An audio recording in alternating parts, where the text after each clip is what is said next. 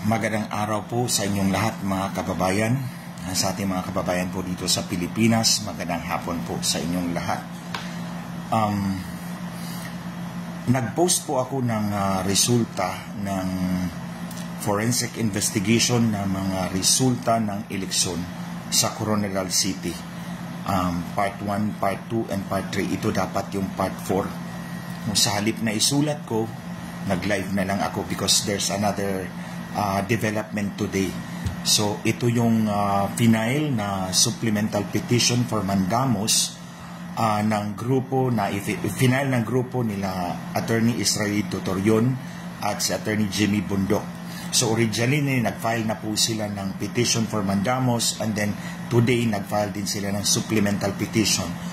Ang purpose is to compel the COMELEC para utusan ng Korte Suprema ang COMELEC na mag-conduct ng manual recount sa mga boto para sa mga senador. Ang pinagbasihan po nila Attorney Torion at Attorney Bundok ay Section 31 of Republic Act 9369. So, alam naman po natin mga kababayan na dalawa ang klase ng halalan. Basically, one is manual, the other one is automated.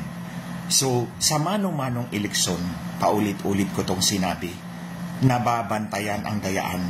Dahil mano-mano ang daya, mano-mano ding nakita natin yan. Example, yung chok na ginagamit sa pagbibilang ng boto. Hindi nyo po alam, may hiwa pala sa gitna. Palagi ko tong example, may hiwa sa gitna. So, pagsabi ng teacher, Bam Aquino! Pag ganun, dalawa agad. Bakit alam natin? Dahil nakikita natin, mano-mano ang daya, mahiwa ang chok, pag-scratch, dalawa agad ang boto ni Bam Aquino sa halip na isa lang.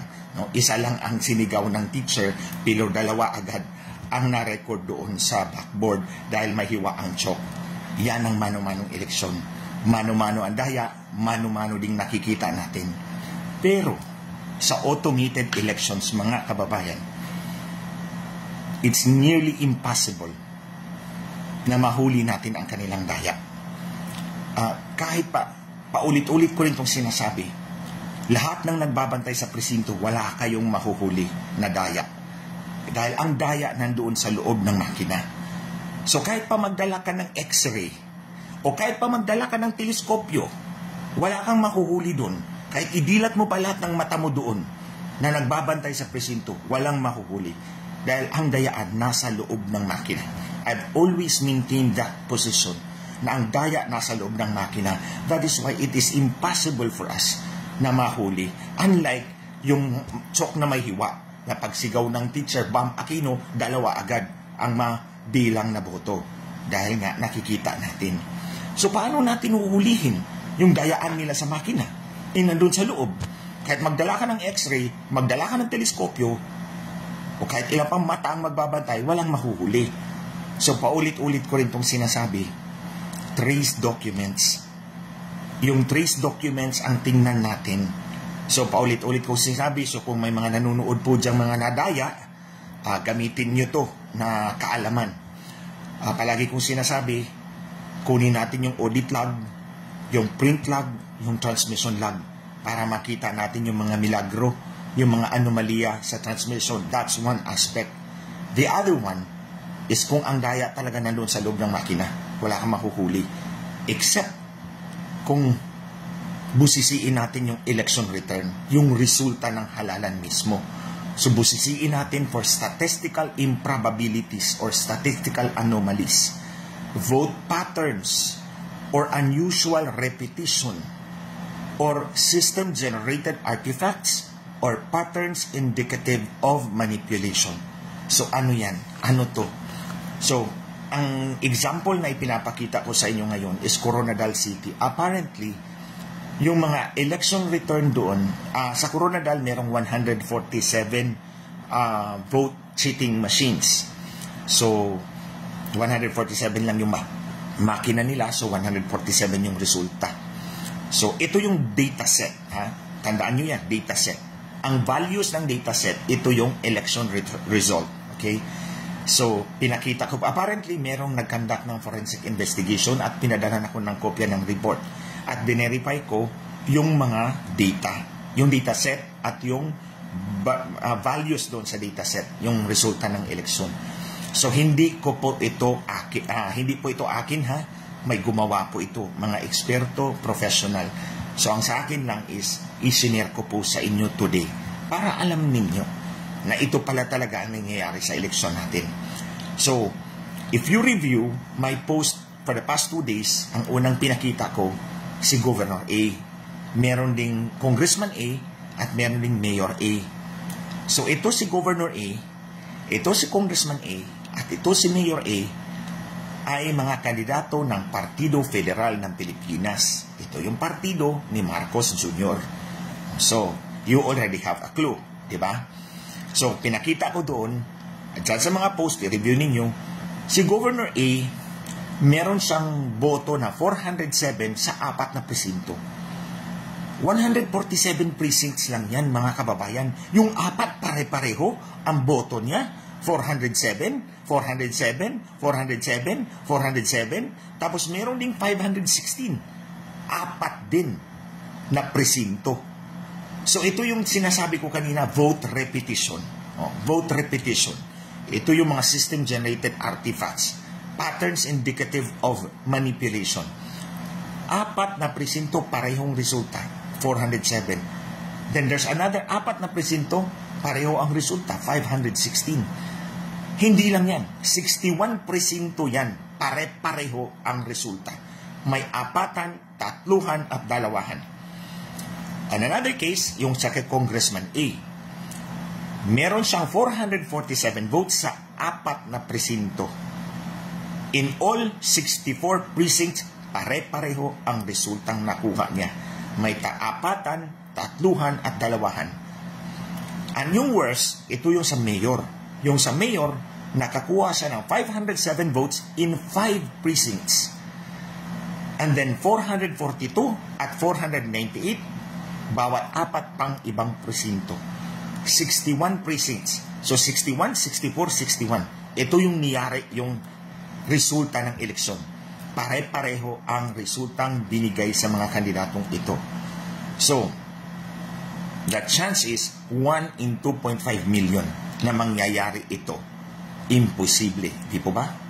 1 in 2.5 million. So, ibig sabihin, pwedeng mangyari isang beses sa 2.5 million na makina. 147 lang yung makina doon. So, ito ipapakita ko sa inyo, bell curve. Okay. Ano ba ang bell curve? Ang bell curve is a graph. Ito graph to, which shows how the values in a data set are dispersed. So, paano yung values sa data set or paano yung election result sa data set na 147 machines were distributed. Most will fall along the average. So, nasa average sila. A few will be outliers. So, either extremes, dito sa gilid, at dito sa magkabilang side. So, kaya, ang tawag sa kanya bell curve, kasi para siyang bell, di ba? So, yung a few will be on the extreme side, so ito yung paakyat, and then the average will be, ito yung bell na. So, kaya siya bell curve. Now, meron kayo papakita sa inyo na graph. This graph, resulta to ng eleksyon ng 2010. Resulta to ng eleksyon ng 2010 for Vice Mayor. 3 ang kandidato dito. Si Vice Mayor A, B, and C. Ito dapat ang healthy na bell curve. Healthy distribution ng election results. Di ba? Parang bell. Magkabilang side, extremes, konti lang. Most are average, nasa middle. Kaya para siyang bell. Now, papakita ko ulit sa inyo. Ito yung healthy distribution. Walang manipulation to. Now, ito yung resulta sa Coronadal City. Yung blue, yan yung kalaban. Yung yellow, yan yung nanalo. For congressman. Okay? So, nakikita ninyo? Hindi siya bell. Hindi siya mukhang bell. Ito may ano to eh, may hard ceiling to, Hindi siya lumagpas ng 450 votes. Yan. Ito si Blue ha, ito yung governor kalaban ng nanalo. Ang nanalo si Yellow. Do you really think it looks like a bell? Yung bell curve niya? Hindi. Ito naman, ganun din. Yung sa congressman to. Yung green ang natalo, yung pula ang nanalo. At sa mayor, ganun din. Oh, bell ba yan? Yan, mukhang bell ba yan? Hindi bell, di ba? Oh.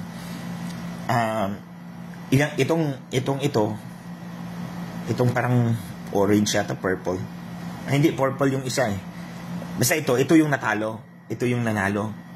Hindi rin bell. Di ba? Magkaiba. Unlike sa healthy distribution ng boto. Ito yung healthy distribution ng boto.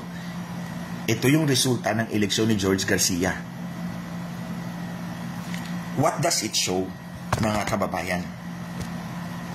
What it actually shows is that there's a ceiling. Merong ceiling. Ang tawag doon, scoring ceiling algorithm. So, it prevents the affected candidates from scoring higher than the ceiling. So, may limit. Kaya nga, in this case, si Governor B, ang boto niya hindi lumagpas sa 454. Kahit pa, ang botante is 900. Hanggang dyan lang siya sa 454. Si Congressman B, hanggang 503 lang siya. Hindi siya lumagpas ng 503. Si Mayor B, nasa 320 lang siya. Yung kanyang ceiling, 320. Isa lang yung outlier, 615. Kumbaga, abnormal yun. So, that's the finding. Ito yung finding ng forensic investigation using the election returns, yung resulta ng eleksyon. Hindi siya normal. Ang ginamit nilang test dito, mga kababayan, is Benford Law Analysis, histogram distribution, comparative statistics, Z-score, and Z-square analysis yata yun. Apat tong ginamit nila. So, dito mapipinpoint natin na sa local, iba naman yung sa senador. Kasi yung sa senador, I maintain na yung 5 million na binawas nila sa mga kandidato, hindi yun duplicate election return. Makikita natin sa transmission data na kayang i-reject ng makina yung multiple transmission.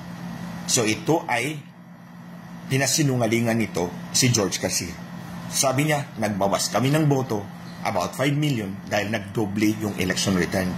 Pero ang makina will show na capable siya na i-reject yung multiple transmissions. Isa lang talaga ang tatanggapin niya. Kung isa lang ang tinanggap niya, walang duplicate at hindi dapat nagbawas. So ito yung para sa senador. Pero itong pinakita ko sa inyo, local to. Meron siyang ceiling sa mga kandidatong gustong talunin. Merong ceiling, hindi ka pwedeng lumagpas dyan. Ang kalaban mo, sisipa ng husto hanggang manalo.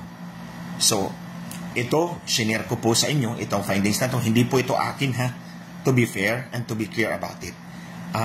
May mga professional na gumawa nitong study na to. Binigay nila sa akin. And I see fit to share it with you.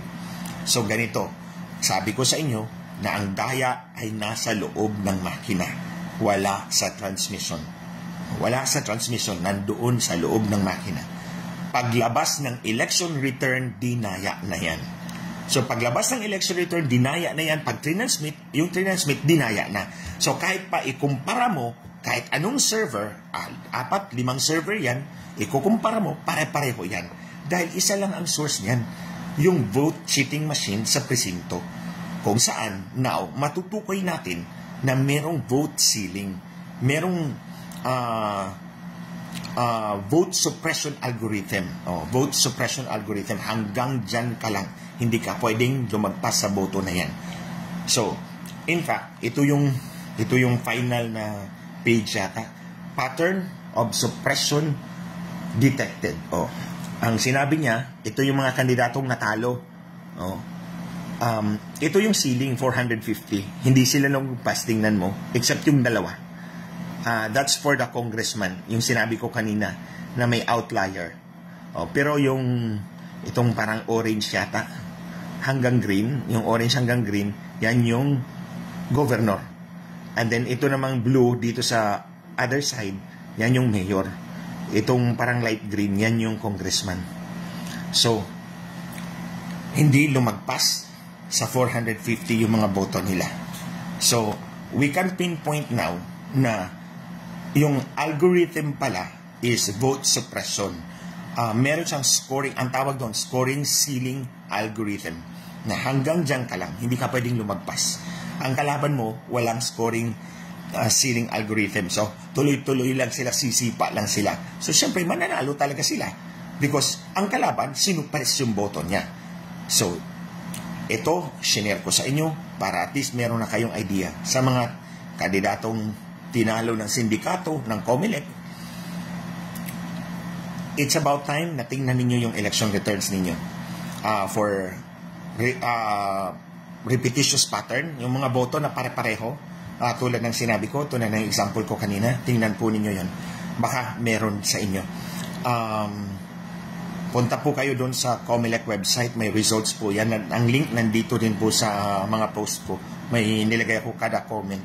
Kada post may isang comment. Yun yung link doon. You can check the results and then tingnan ninyo.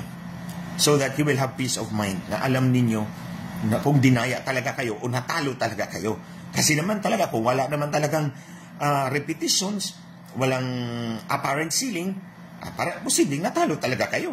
Tanggapin natin yun. Pero kung meron tayong mga ganun, yung vote suppression limit, merong repetitions na anomalous, and that's a reason for us to complain, di ba? So, mga kababayan, suportahan po natin yung initiative po nila Attorney Torion at Attorney Bondok na at least sa senador man lang mabilang na mano-mano. Ang sabi ng COMELEC nga pala, wala silang pera. Wala daw silang pera pang manual recount. Mali na po yan. Mali po yan. Kasinungalingan. Sandamukal na kasinungalingan kay George Garcia. I mean, ito talaga yung araw na, ito talaga yung taong walang limit sa kasinungalingan. May 12 billion sila na savings. May 12 billion sila na savings. Yung binigay ni Martin Romualdez sa kanila for yung People's Initiative, hindi nagamit yun. So, that would be available. Nasa kanila po yung 12 billion na yan. So, yun yung pwedeng gamitin para sa manual recount, para lang po sa inyong kalaman. So, I hope na i-share ko po ng maayos sa inyo at naintindihan po ninyo yung concept ng scoring ceiling algorithm na hanggang dyan lang talaga. Hindi natin makikita yan sa makina. Kaya tulad ng sinabi ko, kahit magdala ka ng x-ray, magdala ka ng teleskopyo, wala ka talagang makuhuli. Dito, sa resulta, makikita mo. Ito yung trace documents. So, yun lang po mga kababayan.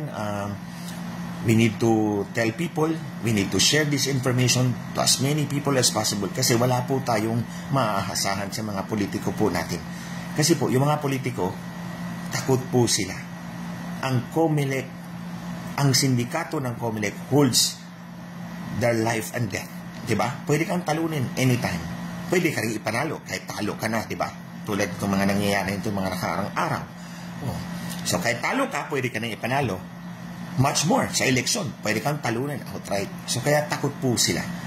So, itong mga information na ito, i-share natin sa ating mga kababayan para one day, we may be able to rise up above this problem na tayo, ang mga kababayan natin, tayong lahat, ang magbigay ng solusyon para sa eleksyon natin. We cannot expect our politicians to save us because takot sila, hawak sila sa liig ng sindikato ni George Garcia. Yun lang po. Magandang araw po sa inyong lahat at maraming salamat po sa inyong lahat.